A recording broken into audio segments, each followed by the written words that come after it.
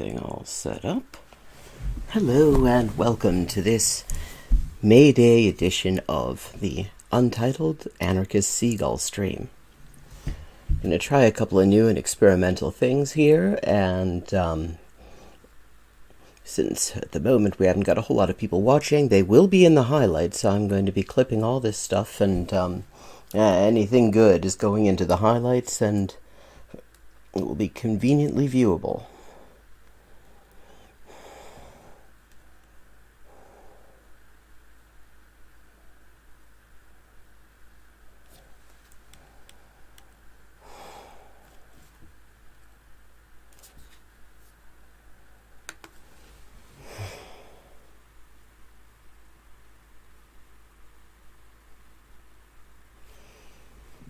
Just going to start out with a little bit of chess while we're waiting to see if anyone shows up.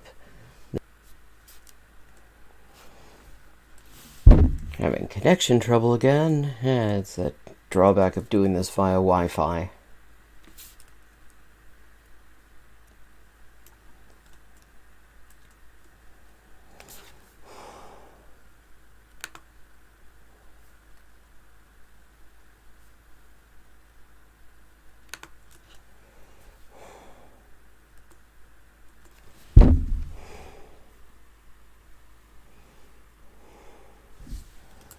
Well, let's just make sure chat is going where it needs to.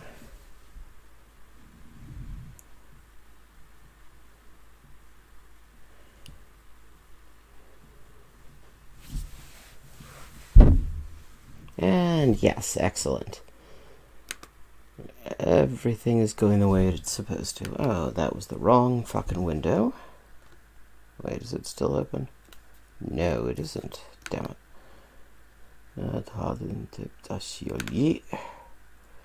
Trying to close the other window to kind of cut down on bandwidth that I don't need.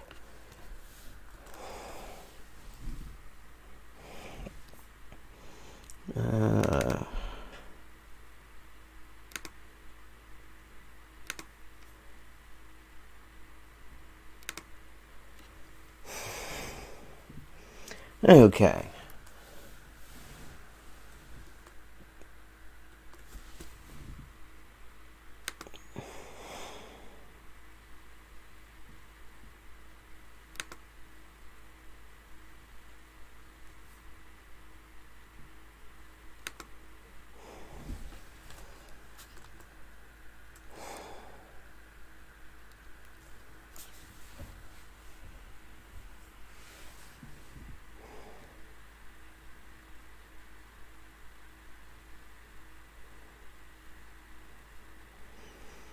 Start out with a little bit of puzzle rush while we await new arrivals.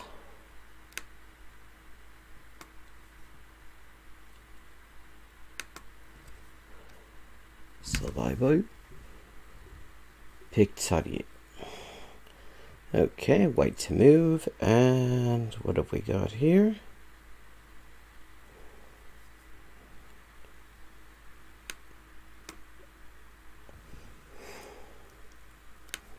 And that's a mate. Mate in 2.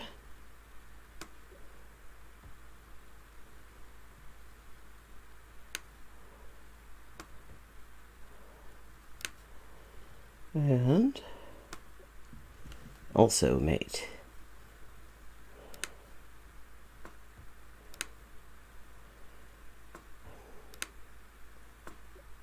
Yum.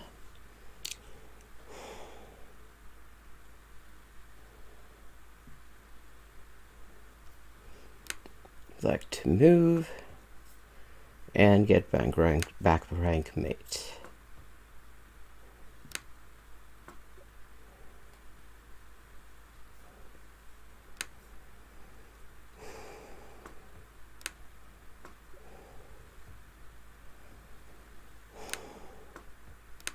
And thank you. Gracias por ser amigo de Bush.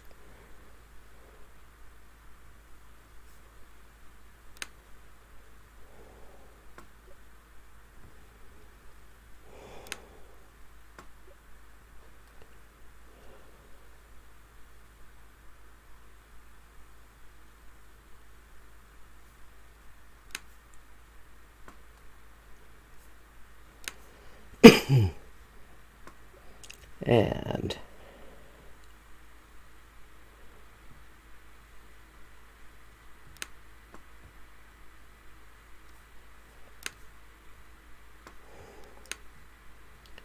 thank you.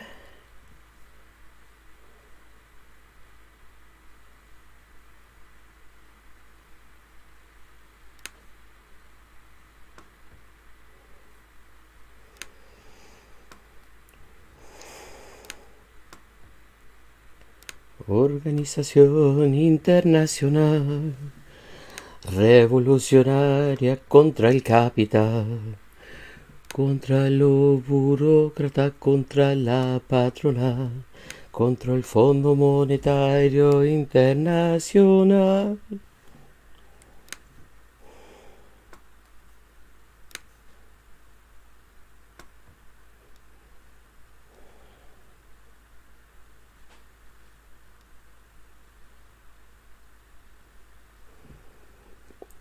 Am I just taking the queen, or have I got something better here? Oh, well, I've got something a little bit better.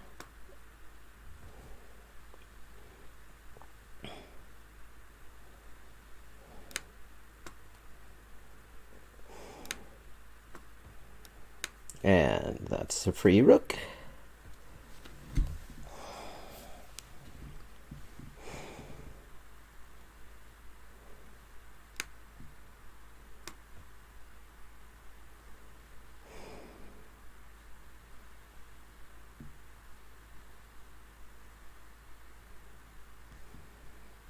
And that's a free bishop.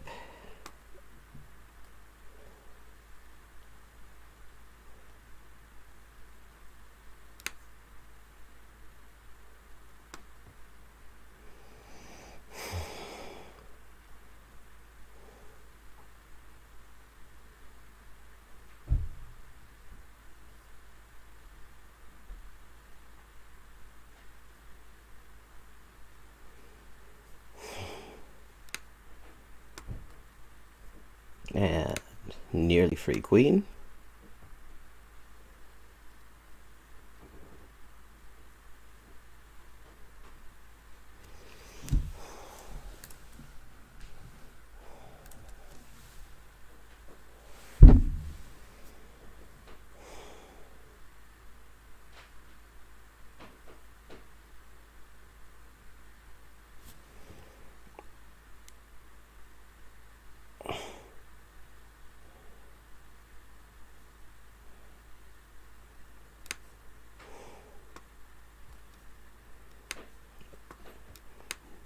Nearly free queen.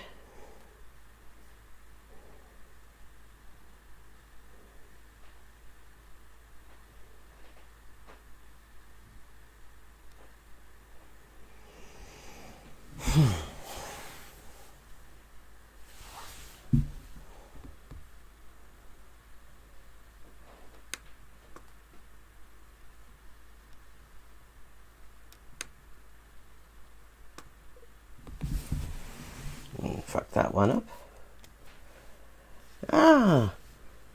Aus dem Chat kommt eine Frage. Hey, Liesehoff, es macht dir nichts aus, aber ich habe vergessen, dich zu fragen. Können deine Eltern beide Sprachen, also Spanisch und Deutsch? Also, nee, eigentlich nicht. Also, die können, also mein richtiger Vater, mein Erzeuger, also der kann eigentlich nur Englisch. Meine Mutter hat ein bisschen Französisch drauf. Mein Stiefvater hat so ein bisschen Bayerisch und dann noch Französisch. Aber ich bin in dem Sinne mit also Englisch, Deutsch und Spanisch aufgewachsen, dass ich halt in einem sozialen Umfeld gelebt habe, wo es einfach normal war, die beiden Sprachen, also neben Englisch zu sprechen. Und deshalb habe ich im Alltag häufig mehr Deutsch und Spanisch gesprochen als Englisch. Und so fallen die mir auch häufig leichter als Englisch in vielen Fällen. Ja, gut. Und hallo, übrigens.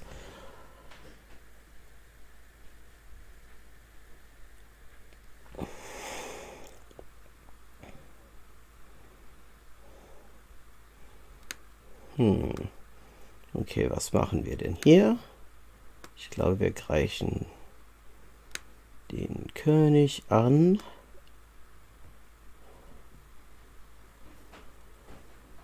자애로 손길 깃발처럼 영광의 길로 이끄네 쌍도에 힘줄기 자고 옥세요. Vorteile hat's. Vorteile hat's auf jeden Fall. Ja, gut. Was mache ich denn hier? So, ich habe einen Läufer, der ist eigentlich so ziemlich verstopft. Und der hat einen Springer dazu. Und jedenfalls war das die falsche Lösung. Aber das auch. Na, 22 auch nicht schlecht. Okay.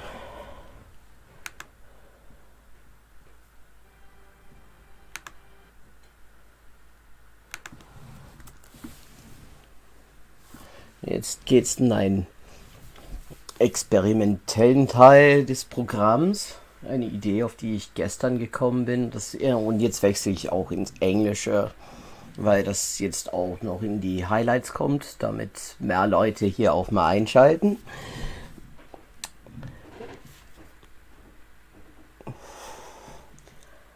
A game? Ah. Yeah. Why not? Okay. We'll do one now, and then we'll do the segment I was about to do after that. Shit, where's the chat? Oh, what part of Ireland are you from?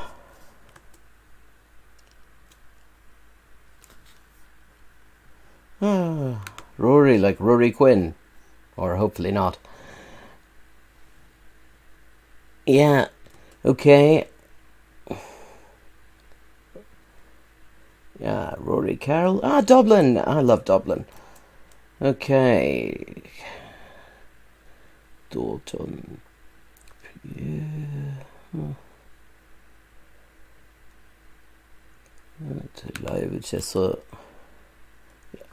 Yeah, 10 minutes sounds good to me. Let me see.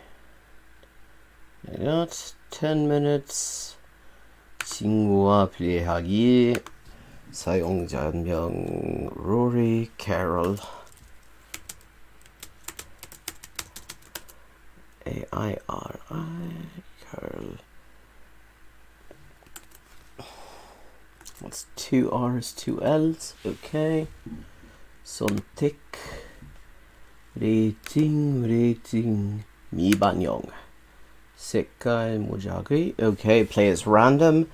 And we've got 10 minutes here. Okay, I'm sending it now.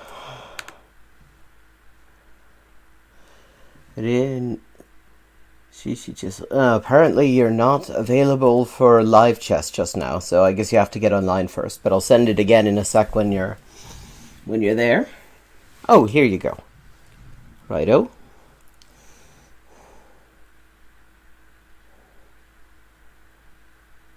It looks like it's your move.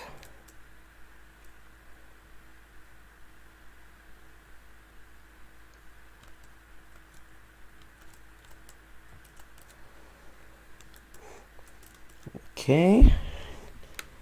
Going with the KPO.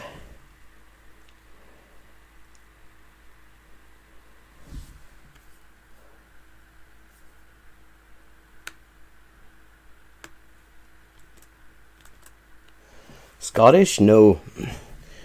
No, my accent just sort of shifts a lot, and I was just speaking German, and before that I was speaking sort of English and Korean, and it all just sort of comes together, and then I see a name written Osqueliga, and so Dublin sort of sneaks in there as well. Oh, the flag, that's Welsh. No, the Scottish is blue with a white cross, the saltire. The red dragon, y Dragoch, is Welsh. It's the coolest flag on the fucking planet. Okay. Ooh, oh.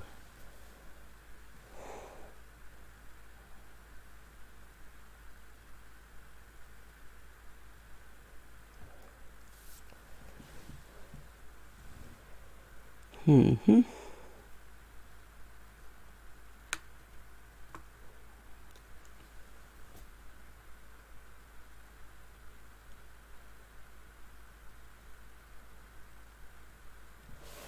God, I miss Dublin. Hadn't been back in ages.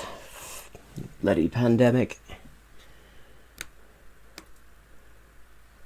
Been bloody nowhere for like going on 2 years now.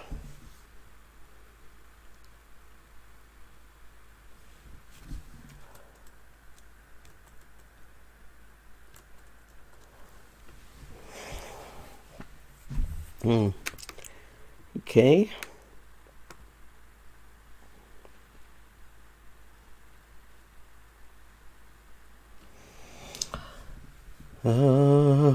위대한 어머니 조선 노동당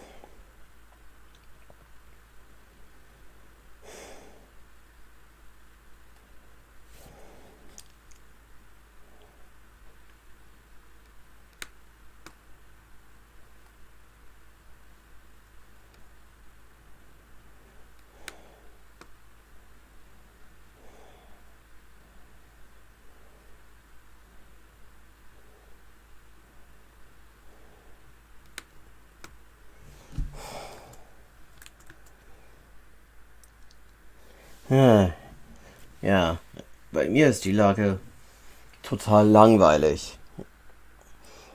Na, aber da gibt's eigentlich aus Kanada. Aus welchem Teil Kanadas? Du hast ja auch Französisch gesprochen irgendwann, ne? Hab das irgendwie in Erinnerung.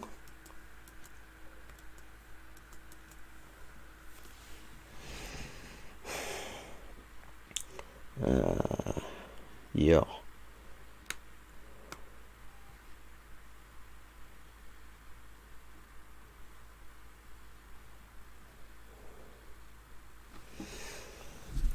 Building a nice little pawn center. Ontario? Aus Toronto oder Belleville oder was weiß ich? Petersborough? Home of the Pete's?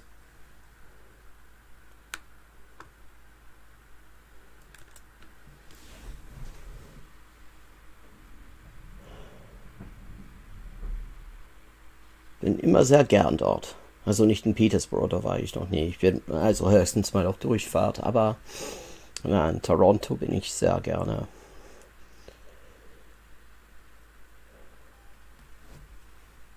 Hm.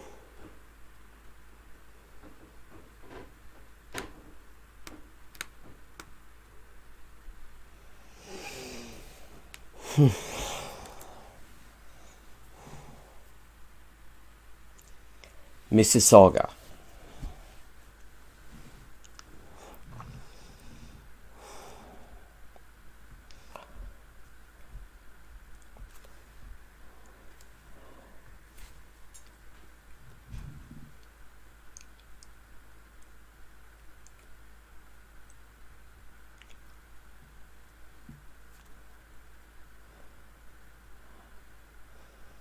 Bei mir gibt es so pandemiemäßig irgendwie gute Neuigkeiten.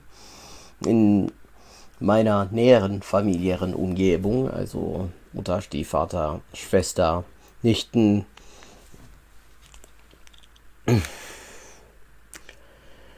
deren Gatte und so weiter. Also da haben wir immer ganz schön aufgepasst und jetzt sind alle Erwachsenen auch doppelt geimpft. Also haben wir uns dazu entschlossen, endlich mal nach 2 Jahren Auszeit, also dauerhafter Online-Beziehung, uns endlich mal ganz persönlich zu sehen. Wir werden dort zu Abend essen und den Frühling reinläuten. Und ich bin echt gespannt. Ich bin völlig auch. Denn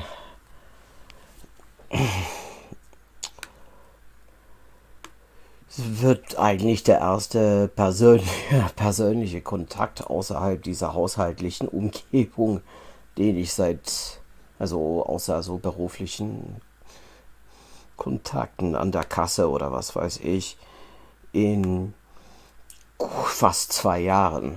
Und meine Nichten, die werden immer interessanter. Die sind beide faszinierend. Die eine wird gleich 12 und die andere ist 6 und ja, also worauf die alles kommen, also da muss man erstmal drauf kommen.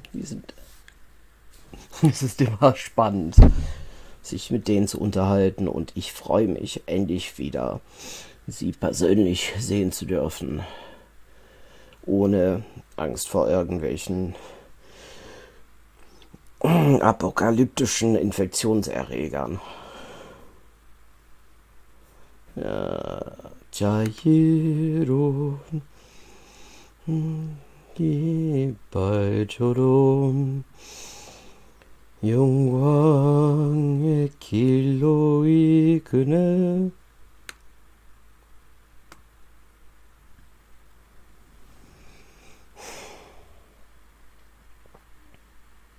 Hat ja eigentlich nur einen Bauernvorsprung. Also werde ich dann einfach mal Damentausch machen und dann kann es ans Eingemachte gehen. Wie ist eigentlich die Tonqualität? How's the sound quality? You hear me okay?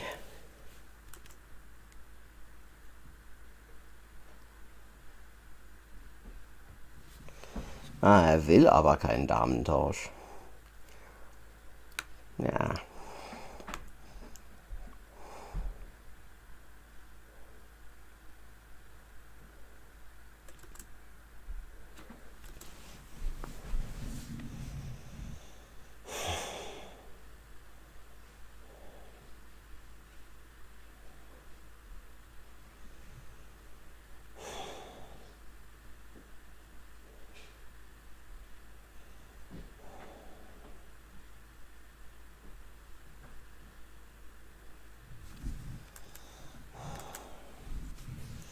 Naja, wie es im CDU-Vorstand heißt, billiger geht's immer.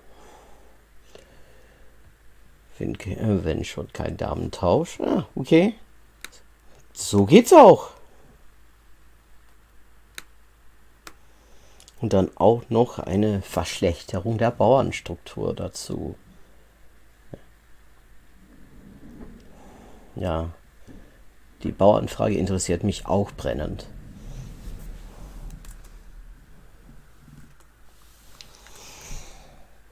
자애로운 그 송기 깃발처럼.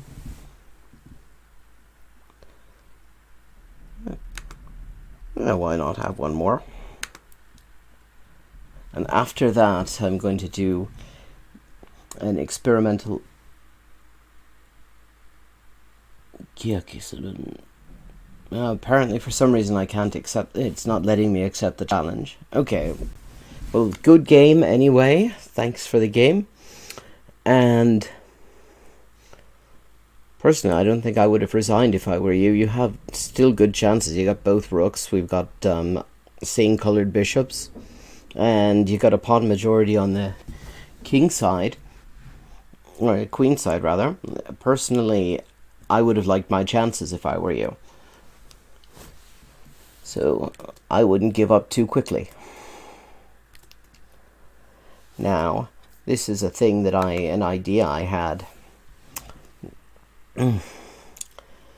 earlier today that I just want to try out. It is, I'm going to go and see what's on TV in North Korea and see what you're not missing. Okay, we can skip that bit.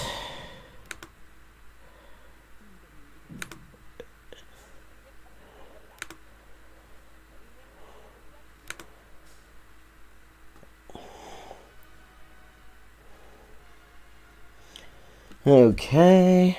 Yes, they always start out with 3 songs. Just a... now let's skip this. So I want to get to the bit where they...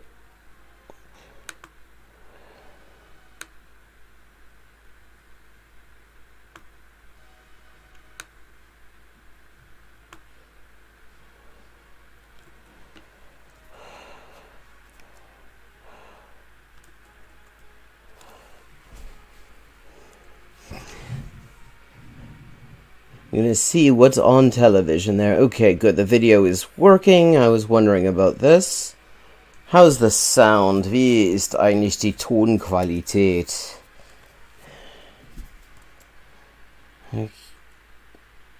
Okay. Oh, yes, they start out with Words of Wisdom of Kim Jong-il.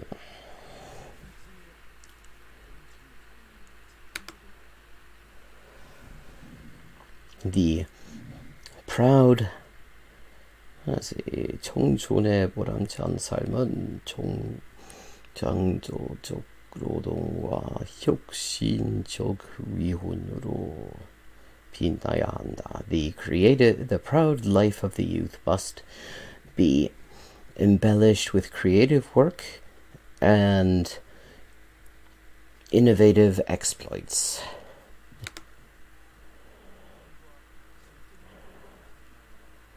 Okay, and now we're going to actually get...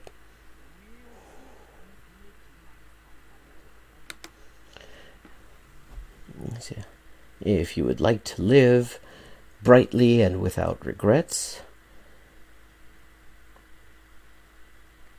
청춘시절에 당과 수령, 조국과 인민을 위하여 더 많은... Then in your youth you should work even harder for the party, the leader, the nation, and the people. Very inspiring words there. They get out every single day with these. I mean, it's different ones each time, and it's not always Kim Jong-il. Sometimes it's Kim Jong-un, sometimes it's Kim Il-sung.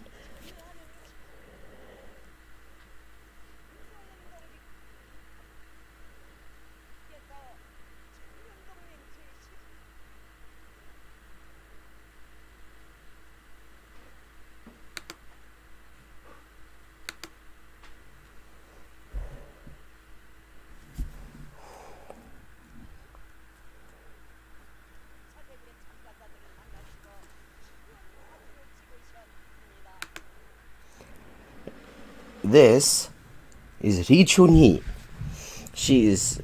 Doesn't look it, but she's well past 80.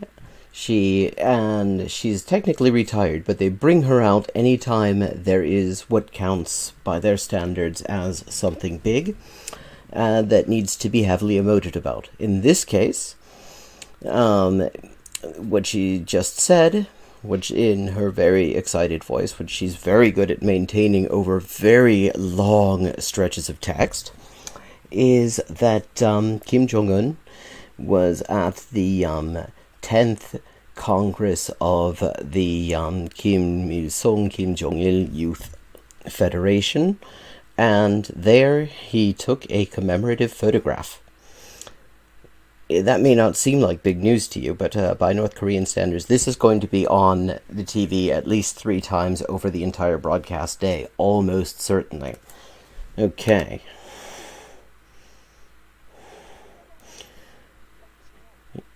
Don't tell you that they don't do any hard news.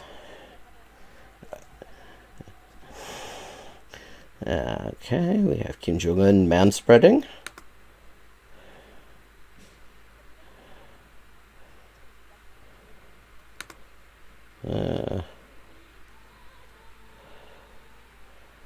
And a music video.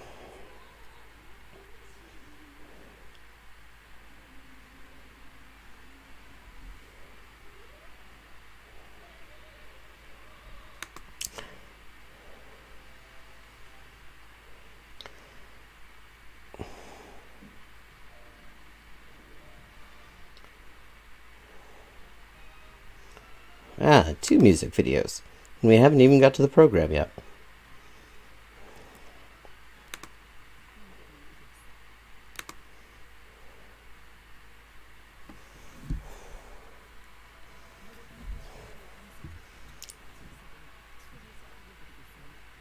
And now, today's program.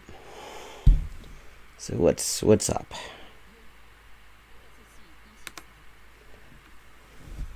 Okay. Okay, as I said,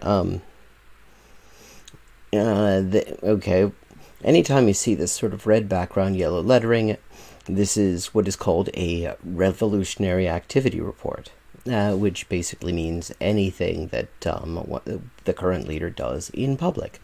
In this case, it's about the meeting of the Youth Federation on the theme of 사회주의 건설의 보람찬 도쟁에서 애국 청년의 기계를 떨치자. Yes, the importance of the patriotic youth in the proud struggle for constructing socialism, as if they were actually doing that.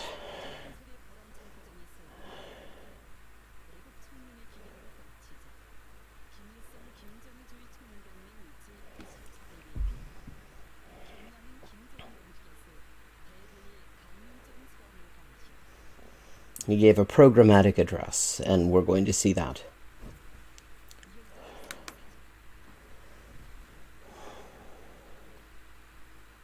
And now, in addition to a brief report read by almost certainly Ri Chun-hee, I'm going to call it right now, on the fact that he gave a programmatic address, then we're going to have the actual programmatic address. In the historical march towards new victories of the revolution, 사회주의 애국 청년동맹, the socialist patriotic youth, the strength of the socialist patriotic youth must be strongly proclaimed. Yeah. Sounds very enlightening.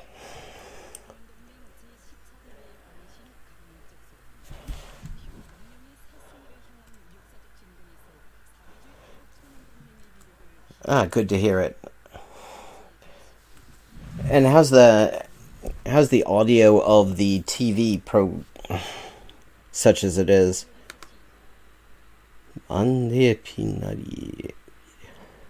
Okay. The shining history of the Youth Federation. It's a serial. Basically, probably they're going to be visiting museums and looking at archival footage. Have I excited you yet?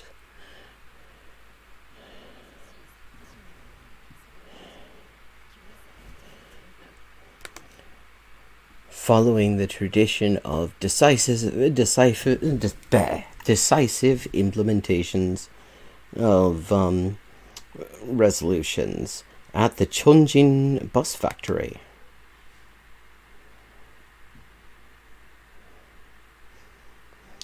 This is a thing right now, because they just had the 8th Congress, and that was a big shake-up. Nobody seems to be entirely clear on what exactly was going on with it, but among other things, there was a 5-year plan that they implemented, and so there's a lot of programming talking about the attempts to implement the 5-year plan and what the goals are. Among other things, they're apparently getting cable.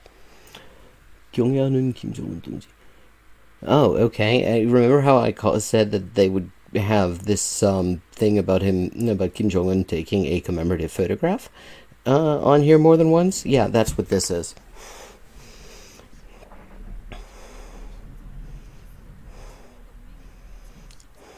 And it gets a special font too, notice. That's Gwangyong.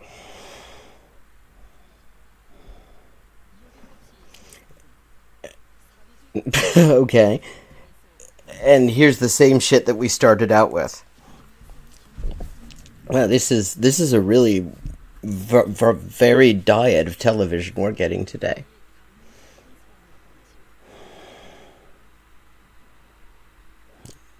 Oh no, is that the closing ceremony?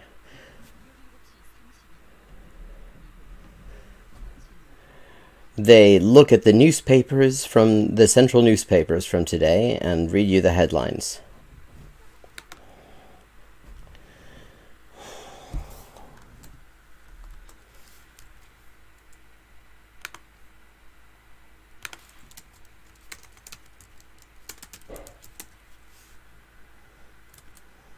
Okay, and now we're in children's programming. This is called The Mirror Grandpa Gave Me.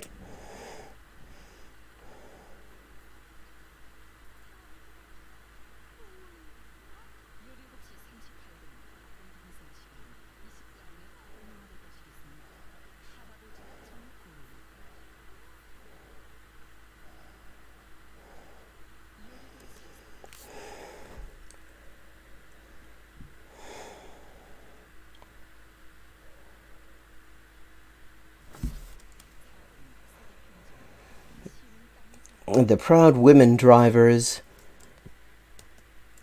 of the countryside.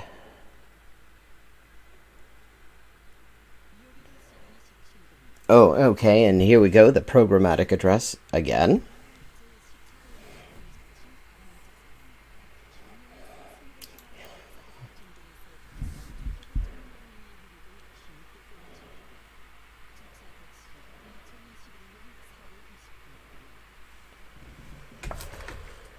And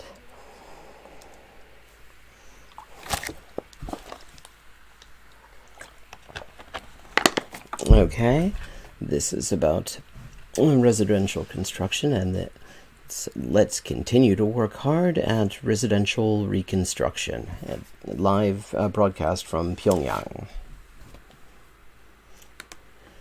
Been having a bit of a housing push lately. Not least because a whole bunch of housing in the country was destroyed during the typhoons last year. And they're also apparently building about 60,000 residential units in Pyongyang.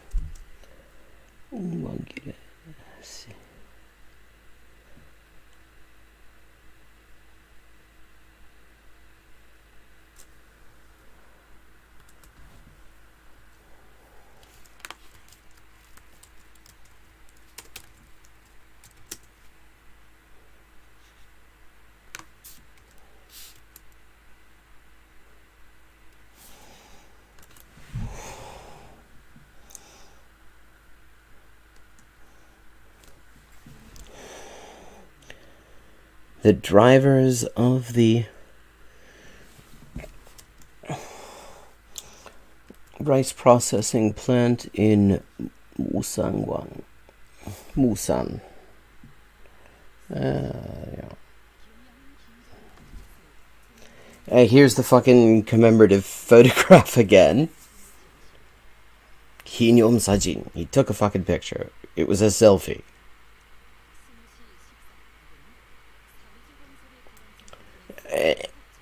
And in case you missed his programmatic address, here it is again.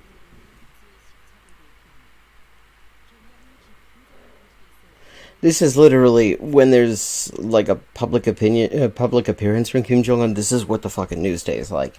Actually, the entire week after that's going to be like that. Oh, okay, and here's the speech again. First, there's the report on the fact that there was the speech, and now there's the speech again.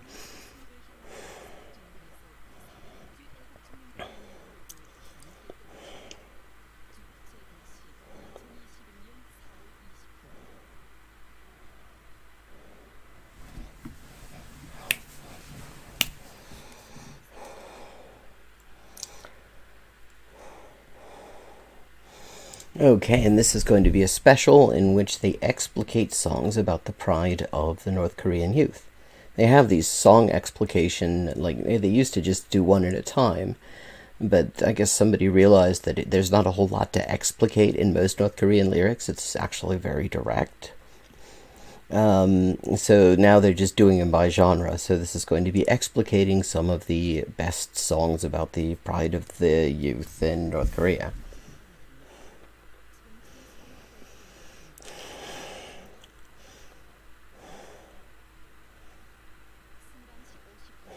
A fucking commemorative photo again. Just in case you missed it. And here's the address. Oh no, it's the report on him giving the address. Usually they get a movie or something in there. They're not even getting that today. Or some nature documentaries. This is a long TV day for them. And they didn't even have the sports, which is usually European football from last year.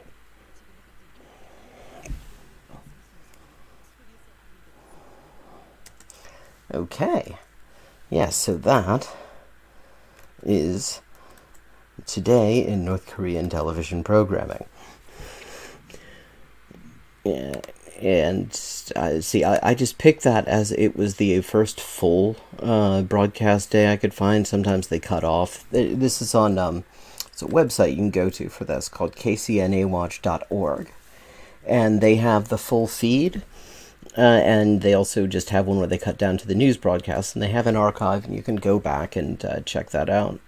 If you are, for some reason, interested, I like to use it as sort of background noise when I'm working because it's not engaging enough to distract me, but it kind of keeps background processes occupied so that I can just get shit done. And once in a while, there's actually some interesting stuff on there as well. I have a feeling there's not necessarily going to be too much interesting stuff on that particular broadcast, although sometimes his speeches lately have been actually kind of surprising in some ways. Like, they suddenly brought back the word communism, which they'd been deleting from everything since, like, 2006, I think. And he sort of just threw it in there. So, you never know. Yeah, he seems to be trying to shake things up a little bit in ways that it's not entirely clear what exactly is going on. But, so that might be worth watching, but not necessarily 6 whole fucking times. And with that, I'm going to take a little bit of a break. I will be back in about 5 minutes. I'm going to just mute this wee microphone, and if you're still there when I'm back, remind me that it's muted in case I forget.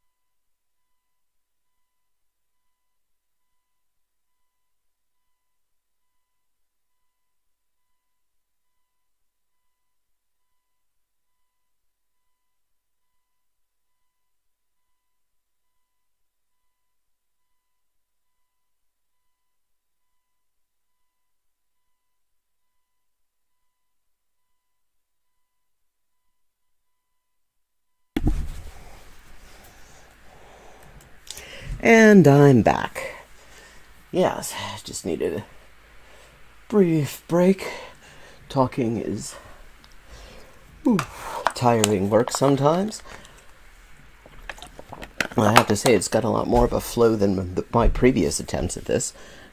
I think I may have to just continue doing that segment that I just did.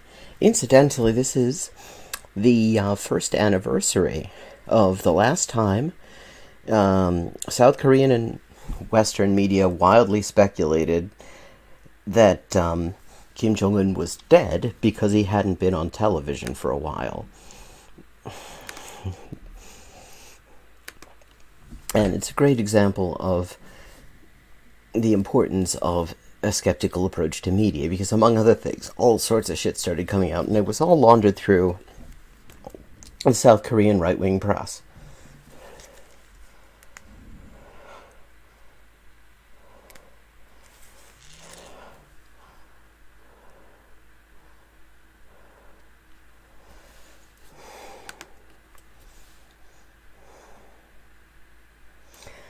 And somebody started claiming that the South Korean Kukjongwon, the NIS, their sort of version of the CIA, or really wholly owned subsidiary of the CIA, really, had a source who was talking to the media about surgery that Kim Jong-un was having in real time, and that's how you just know it's bullshit. Okay, yeah, okay, headphones are back. Because here's the thing. One thing you will notice if you spend any time watching North Korean media, and I actually do kind of regularly, is that the health of the current Kim is totally secret. They never talk about it. They never even acknowledge that it exists. I mean, until they die, there's no acknowledgement of any kind of health problems before that. Any kind of source that would be close enough to actually know that kind of information is not the kind of source that anyone who worked really hard to acquire them, is going to burn by just blurting the shit out of the fucking media. But of course it was just kind of carried uncritically. I mean, it's a bullshit intensive area in North Korea, because it's basically impossible to fact check anything. Well, there's some things you can kind of fact check, but for the most part, it's almost impossible, because you can't just walk around and check things out and see what's going on. And so, basically, everybody is full of shit. There's one English language news source that I would sort of accept from that. They actually do reasonably good analysis, because they're writing for people who are considering investing there. And, capitalists are actually making investment decisions, and so media that specifically cater to capitalists tend to be a little bit more concerned about factual accuracy. So, that's not a bad source, although everything's paywalled, which makes it a little bit harder. I actually subscribe to it because I'm interested in what goes on there.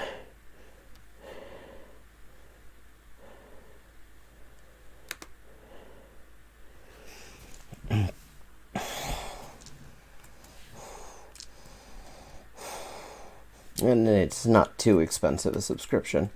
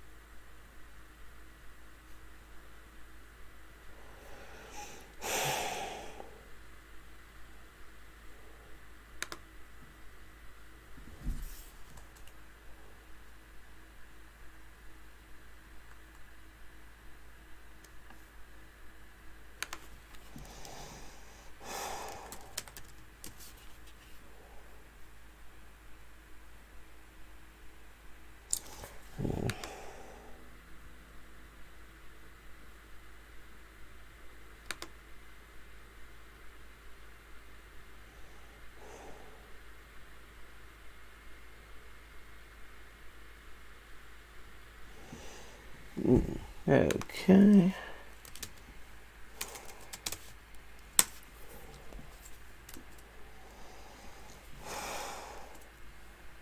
Na, nom, nom.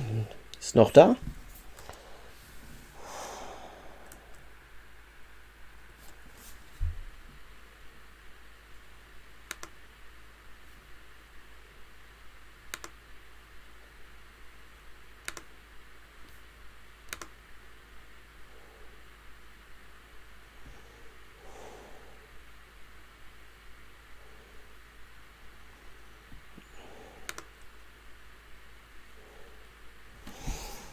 Okay.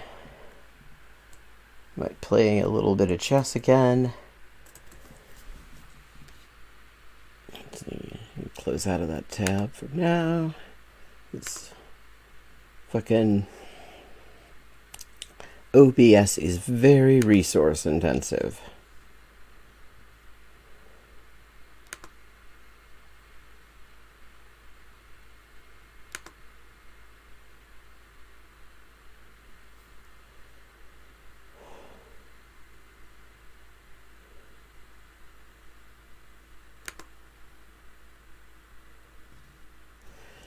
Okay. Suchers. I spoiled.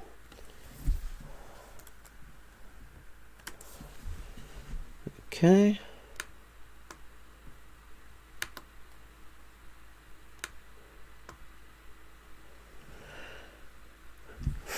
One of the difficulties with pre-moving is that sometimes you forget that you are pre-moving.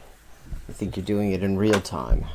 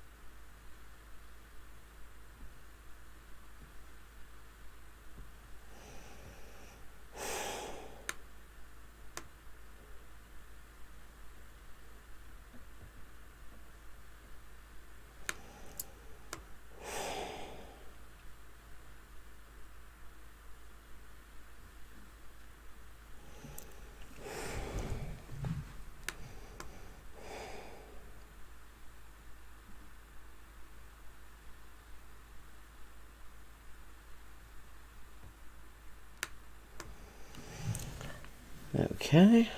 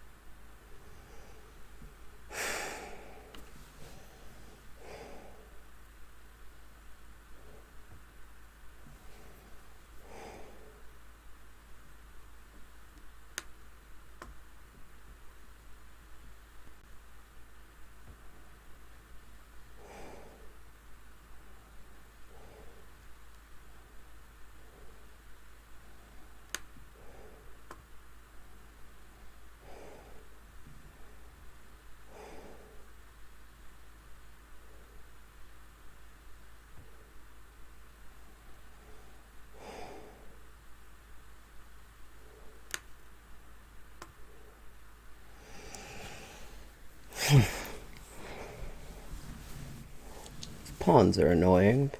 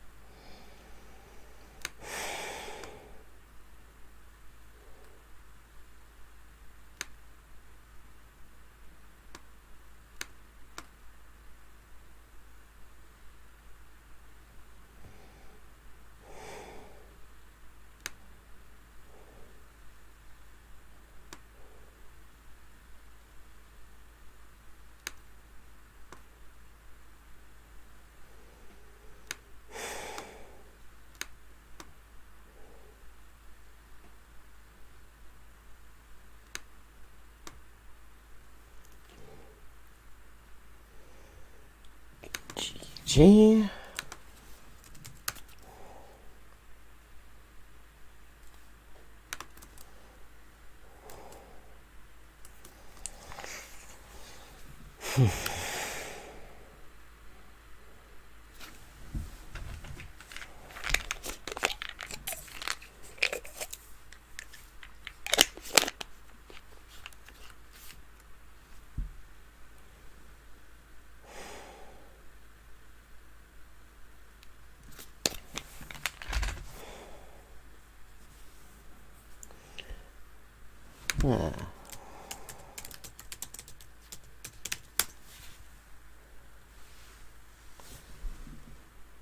Let's see what John Stossel's fursona is up to.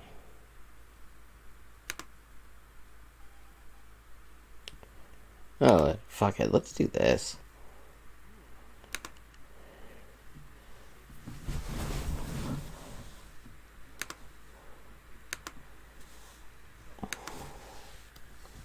Oh, no, I gotta start this over.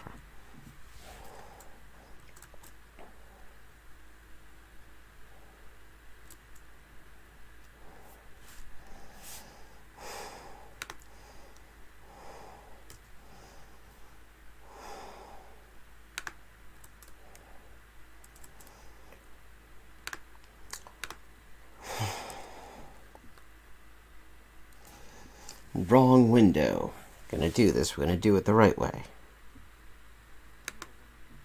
No, shut up. Not doing that yet. Gotta get you to full screen before I can take the piss out of you.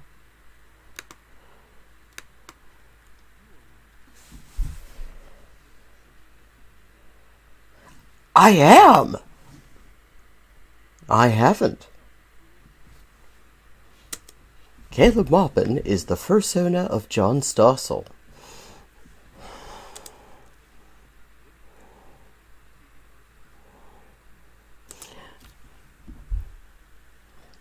None of those, but he is...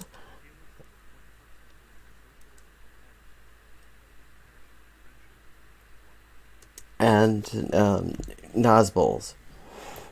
Also, 21st century, so okay, so he's in the same century as we are. You don't need to rub that in.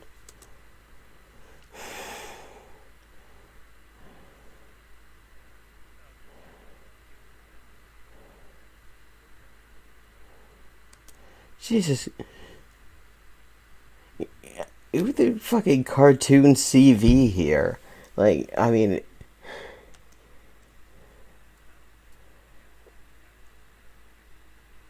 Oh, wow, he filmed an instance. Oh, look at his face in that fucking cartoon. Jesus Christ. He's like, yeah, come on, you're really showing me something there. I mean, what the fuck is this?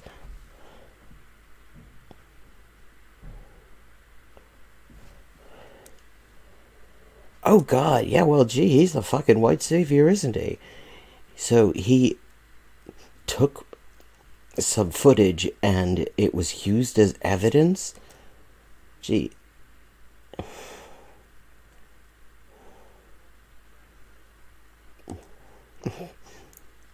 Well, that's changed. Well, when it comes to talking about overproduction in capitalism, it's not really clear whether he has.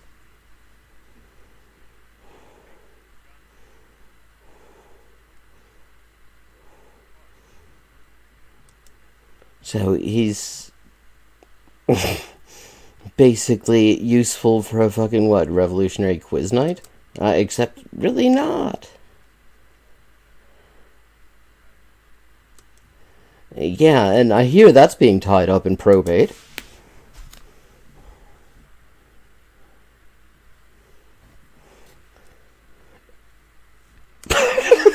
Yeah, see, this never fails. Anyone who in any time in the past like 3 years is telling you that they were important in Occupy and trying to use that to farm cred, they're always a grifter.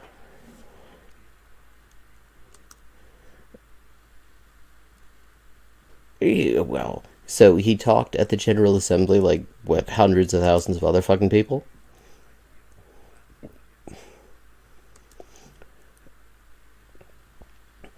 See, the thing is, this kind of work, he's trying to create a cult of personality despite actually not having much of a personality.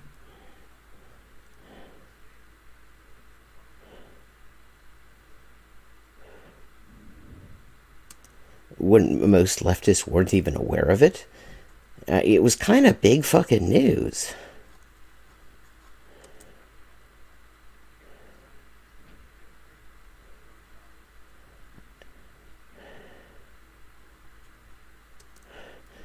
With Nazbols. God, like, who gives a fuck? Which is to say, he just happened to have a fucking microphone, a megaphone. I mean, the organization that I believe was in charge of those in the U.S. Claimed responsibility was the Workers' World Party, and what they do, they basically sort of get all the permits so that they can just claim that they're the organizers, even though actually they're really not. It's just a way of appearing to punch above their weight, which the Socialist Workers' Party in Britain also is quite adept at. Lots of branded placards from people who've never heard of the organization.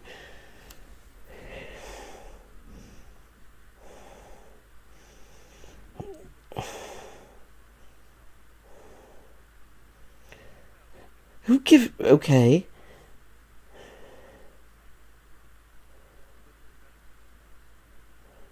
Wait.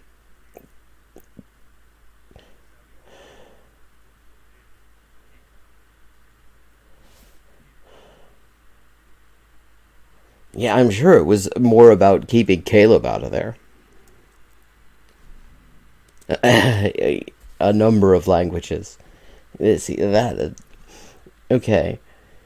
With as fucking precise as the biographical detail is on everything else on this, he knows how many languages his anti-Semitic book was translated into. Because it is anti-Semitic. It's about how the Jews are behind the 2008 global financial crisis, vaguely dressed up as supposedly being anti-Zionist. It was some bullshit that actually Gilad Atzmon seems to have originated, the Holocaust-denying ghoul that he is. But, of course, Caleb Maupin jumped on that fucking bandwagon as well, because he is trash. So a number of languages. I'm guessing that means it's in English, and it was translated maybe into Spanish or possibly Farsi, given his contacts.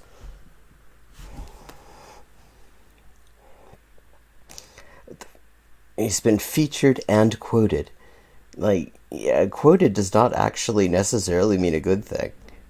I mean, I was inadvertently quoted in Spiked, or at least nearly was, because they were rolled up on a protest I was at, and since they know nobody likes them, they call themselves a public affairs magazine. And I didn't know that. I fell for that shit. Quoted doesn't mean shit.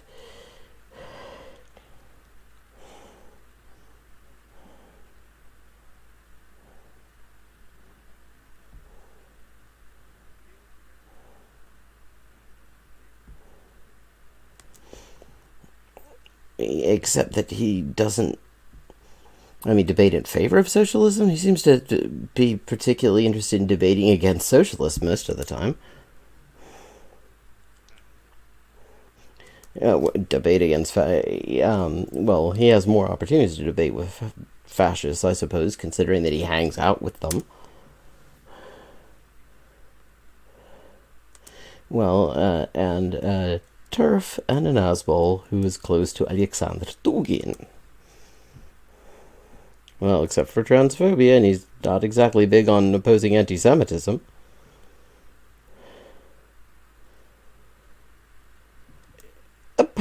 He's critical of the pacifism and destructiveness.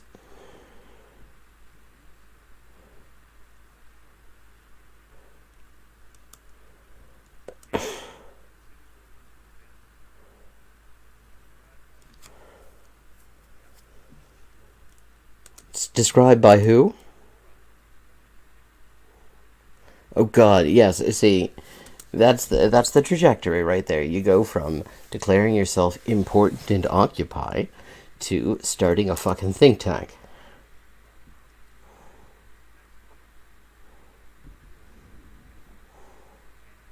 Yeah, because if the revolution will be think tanked or it will not be.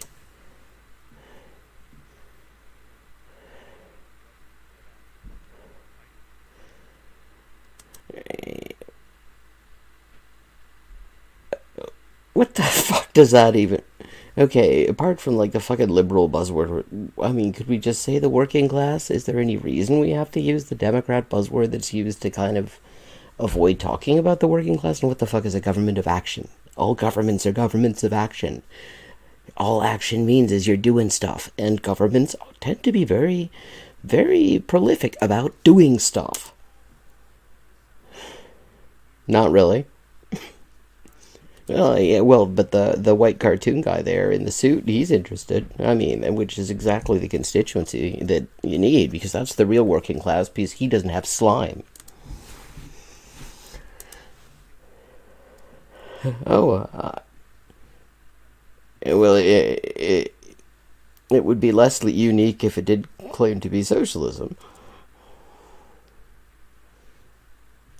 With his fucking rich ass banker dad who took him on holiday to Ecuador. I mean, have you seen his fucking origin story? I mean, oh, no, we don't need to see it twice. Once was bad enough.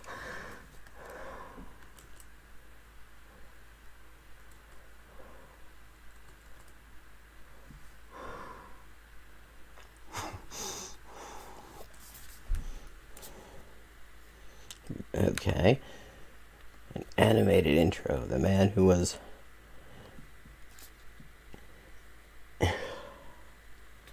important in Occupy.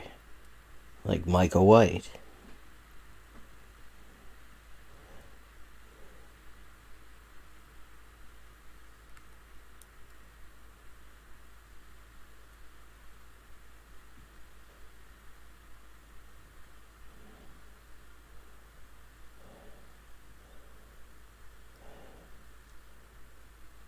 Oh, I see. Refugee surge at U.S. Mexico. So he's actually selling that bullshit. There isn't. Here's the thing. There isn't a fucking surge. There were some fake videos a right wing outfit put out, and that then the Biden administration just sort of allowed to set the narrative with the assistance of CNN. There fucking isn't a refugee surge. It's the same shit that's been going on, and the same murderous bullshit. What I know about communism. Oh, it's a 4-minute video. What I know about communism can fit into a 4-minute and 11-second video.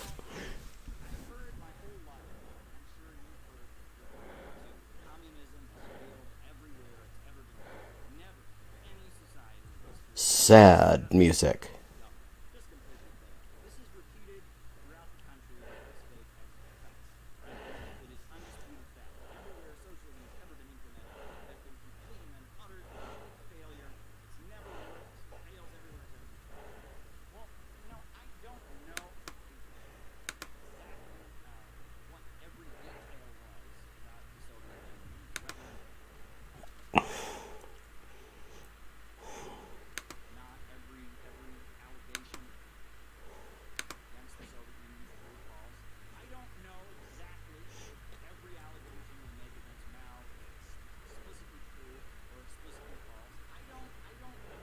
So this is like his.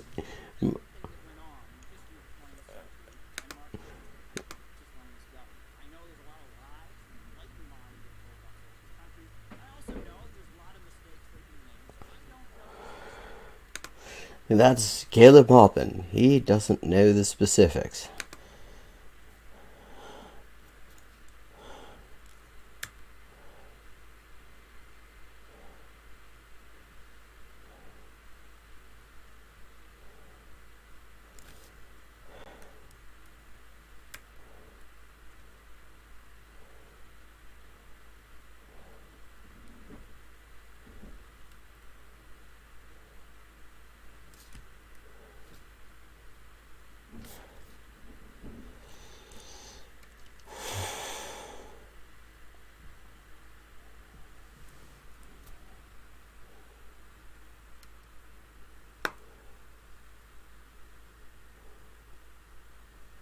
Abolish billionaires is anti-Marxist. Oh, this'll be fun.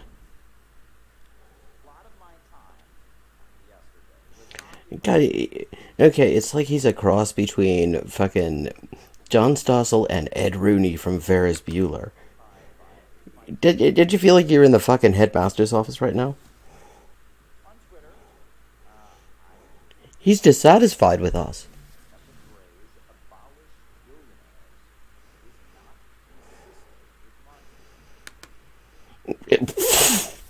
And see, this is the phase that he gives because this is so obviously true. I mean, why would Marxism have anything against the massive hoarding of private wealth via the exploitation of labor?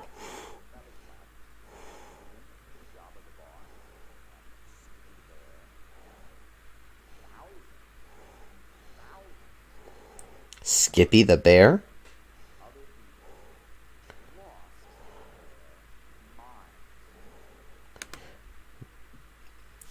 He's talking this slowly. Just I don't even really need to pause it. But did they lose their minds? Yeah, because you're full of shit.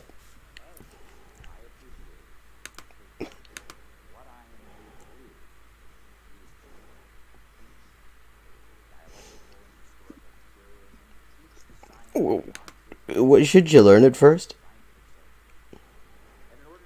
Okay, I mean, this is like this whole thing. It's like set up so you're in fucking detention here.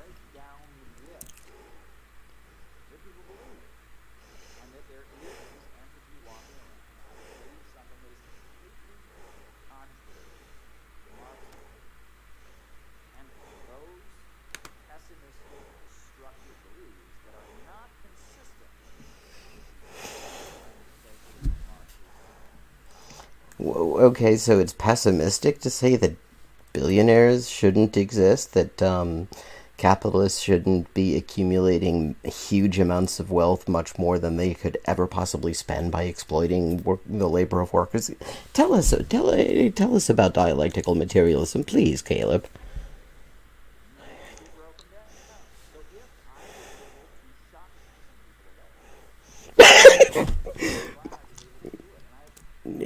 Okay, he clearly does not have any idea the source of mirth that he actually is. His actual function, if we're going to look at this in a dialectical materialist way with lots of pauses, he is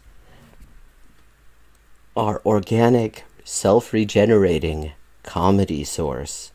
That's the only reason anyone's watching him drone on.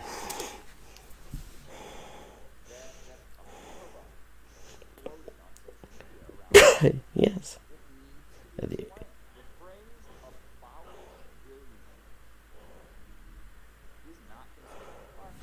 Yeah, okay, we're how many minutes into it? Okay, 2 minutes into it. He hasn't actually explained why. Let's see.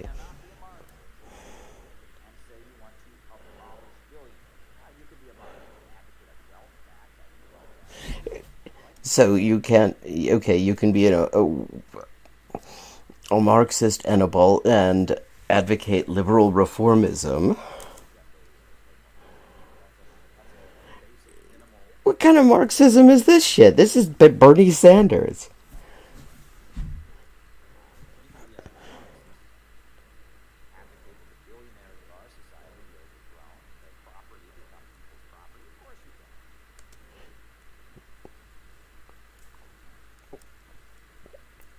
Oh, okay. I'm glad we have his permission for that.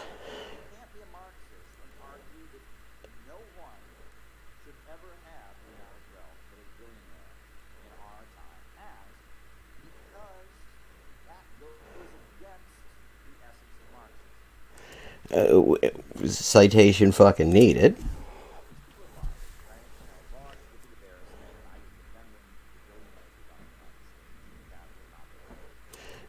Well, no, he's just doing that by extension. Because the thing is, you can't make an argument about how accumulating vast amounts of wealth by exploitation of surplus value generated by labor is somehow legitimate within Marxism without, by extension, applying that to everybody who's fucking done that.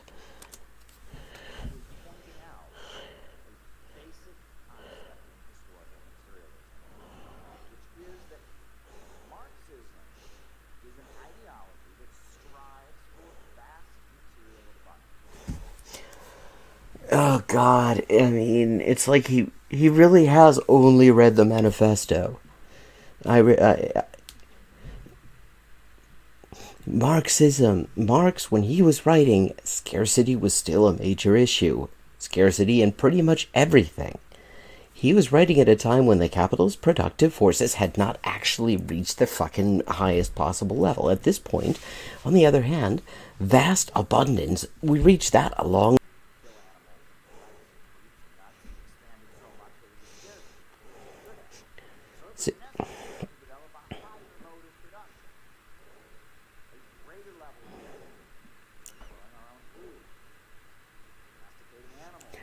Okay, let's fast forward to the part where capital accumulation is okay.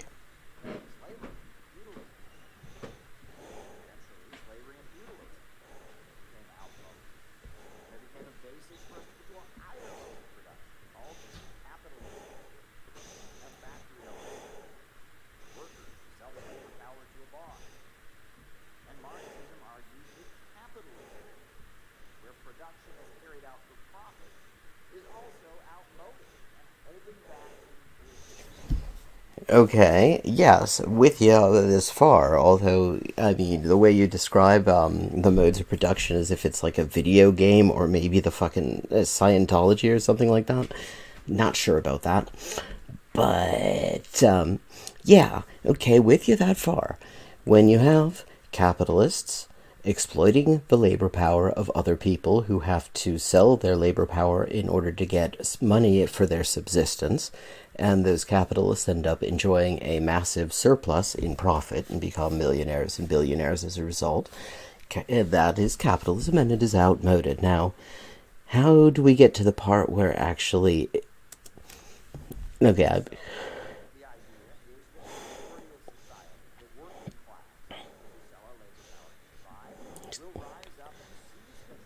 he's part of the working class because he had a job once, if for a couple of months, and at university he worked at sandwich shop. He undisclosed sandwich shop. That's where he gets.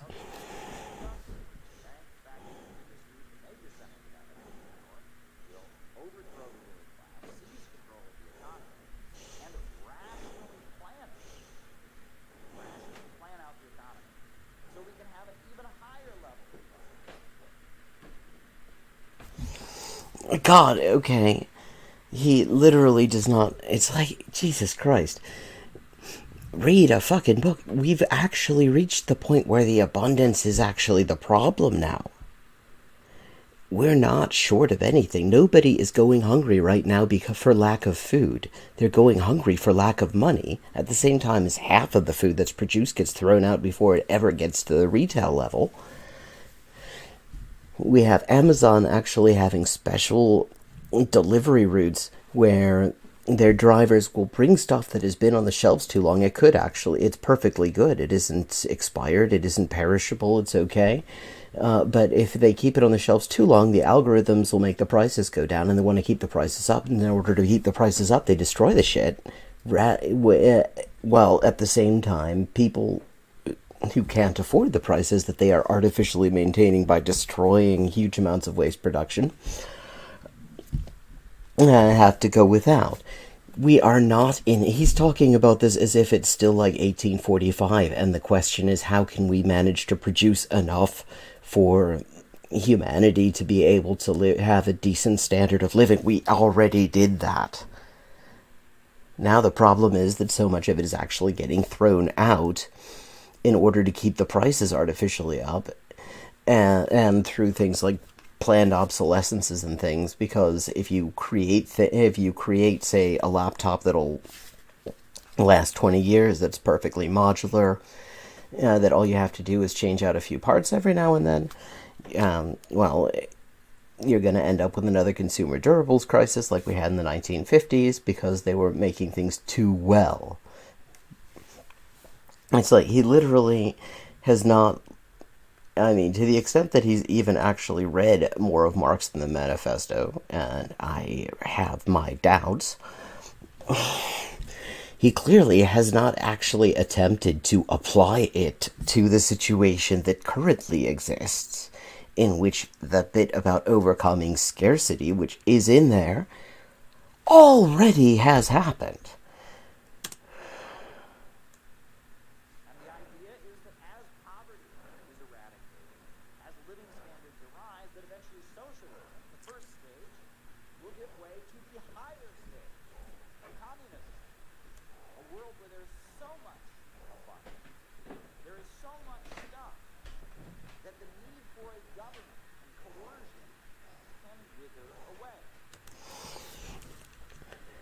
Yeah.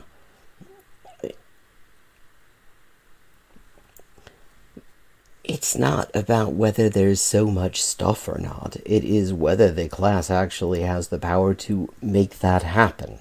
Which is not entirely, yes, that is not primarily a question of how much stuff there is. Because what, of course, what he's actually doing here, this is actually Lenin. I don't know why he feels the need to make it Marx. I mean, he could just stand Lenin. It would be fine. The thing is, concentrations of power tend to become ends in themselves. If you create a system that has the monopoly on legitimate violence, the people who are the principal beneficiaries and the operators of that system are going to want to hold on to it as long as possible. They're not going to just wither away. It's not going to be, oh yeah, oh wow, we've got a whole lot of stuff now. I guess we could give up all of our power. Yeah, it just doesn't fucking work that way.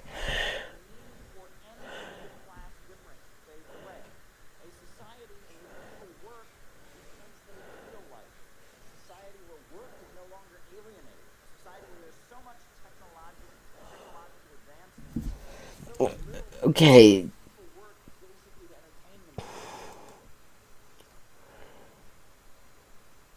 Come on, so we're gonna get to the.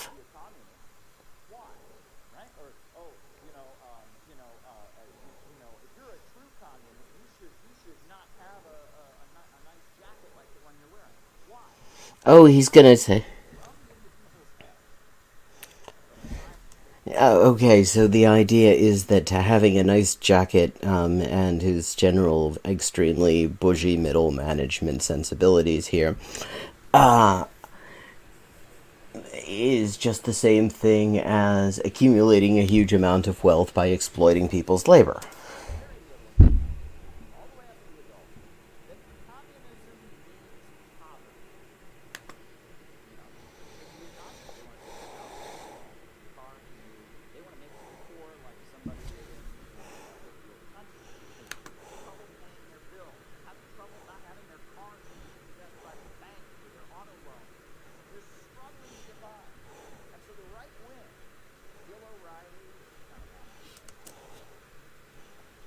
Okay, when are you gonna get to the fucking billionaires?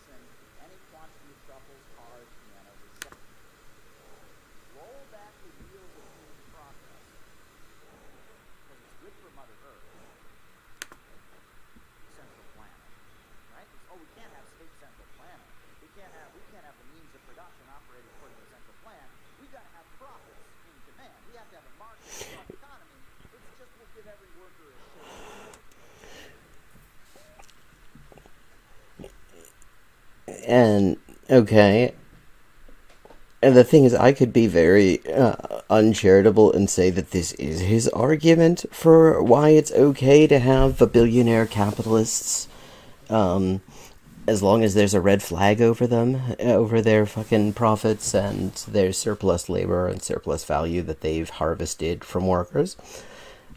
But I think he's actually so lacking in self-awareness that he doesn't even know where this is going at this point.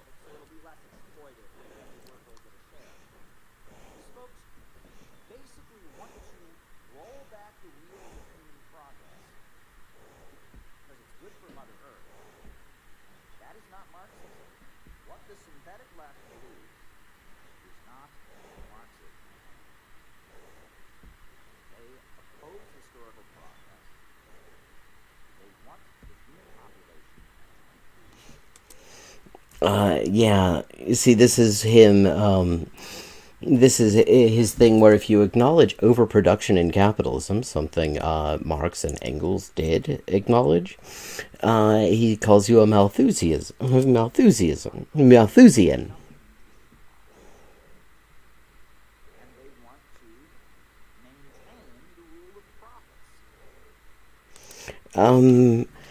Okay, see, you're here explaining why abolishing billionaires, i.e., people who profit heavily from other people's labor to the point that they have more money than anyone could ever spend in their entire fucking lives, and you're accusing the people who disagree with you on that of wanting to maintain the rule of profits? Dude, like, do you even know what video you're making? That could just be his tagline for all of his videos. I'm not even a Marxist, but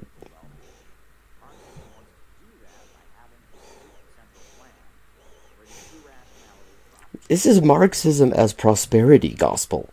That's what this shit is.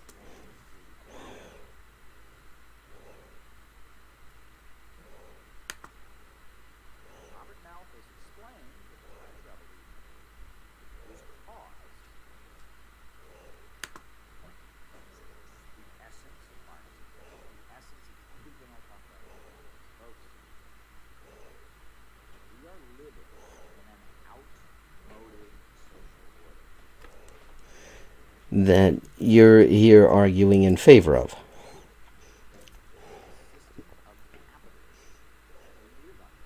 See, I mean, here we go with the annoyed vice principal look here.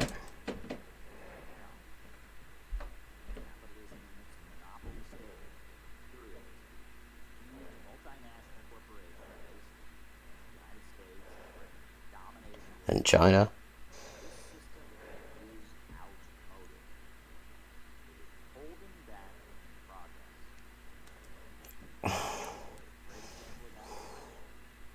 Would you just gotten... Oh, Christ.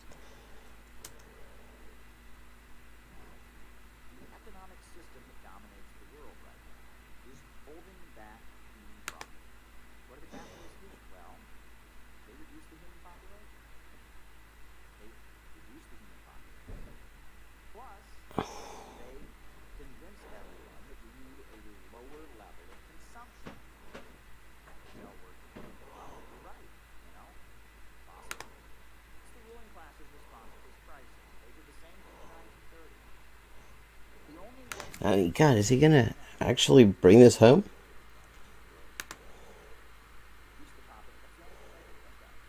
Like, he brings everything back to his, like, misunderstanding of Malthusianism. Jesus Christ, is he gonna actually...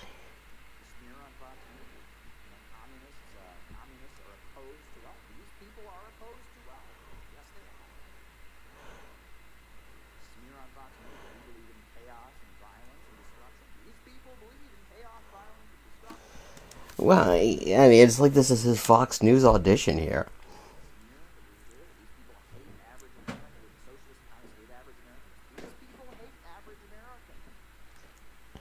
Jesus Christ. Like, catch yourself on. You were just trying to explain why it is dialectical materialism requires you to worship at the heels of billionaires, at least in some cases.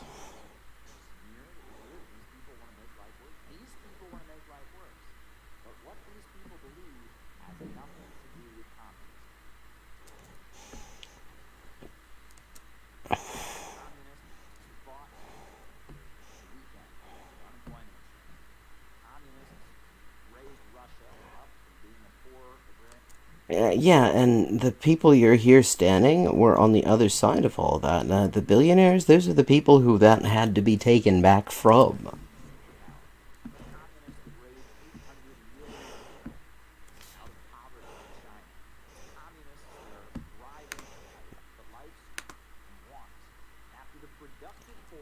And what I love here is the idea. He's actually got this notion of average people who somehow supposedly love billionaires that that he's trying to position himself on the side of. Like, he actually seems to believe the Fox News version of the average person. It's like, we have polling data. You can actually, it's available for free online. I'm not talking about the media reports, which usually suppress the good stuff anyway and misinterpret a lot of the other stuff. You can look at the full data tables of the major polling organizations, and one of the things you find over and over again is people in the US overwhelmingly fucking hate the rich. They overwhelmingly, very regularly will say that the system is designed for the benefit of rich people and they're getting screwed and they have no real say in it. Versions of that will come out. Nobody actually likes fucking billionaires. Here you are fucking sucking up to billionaires and then saying that's communism. Like, if I wanted to come up with some sort of an asshole figure in order to turn people off communism, this would be the guy. Maybe that's what he is.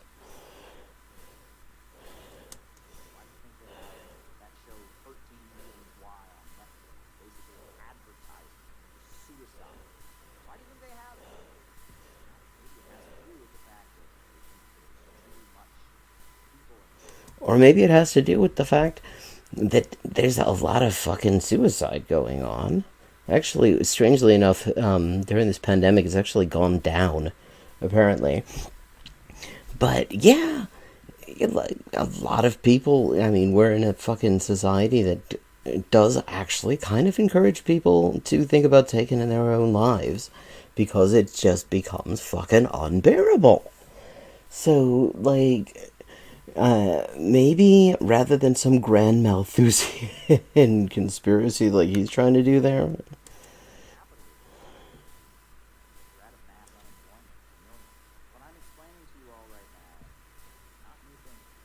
And well, I don't think anyone would ever accuse you of novelty. Yeah, it's fucking basic.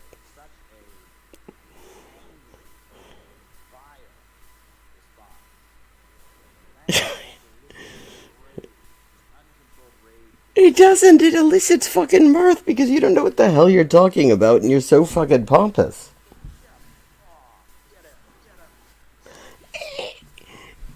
He literally does not understand his role in the play. And that's probably what makes it so irresistible to take the piss out of him. Okay, I'm okay, but all things must come to an end. It's 2 a.m. I've been talking solid 2 hours, which usually I do in a pub with a pint, which I haven't done in a very fucking long time. And honestly, doing this pintlessly does dry out the throat a little bit, so I'm gonna call it a night for now. I've had a very nice time, and I'm gonna be chopping this stuff up. This stuff from the past month, put it together in a highlight reel, except for all the dead air where I was sitting around waiting for somebody to show up and not really having anything to say, because I do best when I'm talking to people when I've got chat to play off of. So I'm going to call it a night, and we will close on that wonderful picture of Caleb Maupin clearly not being a face of rage, because he clearly understands so much better than us how Marxism works and why private capital accumulation as the result of the exploitation of labor is such a wonderfully Marxist idea.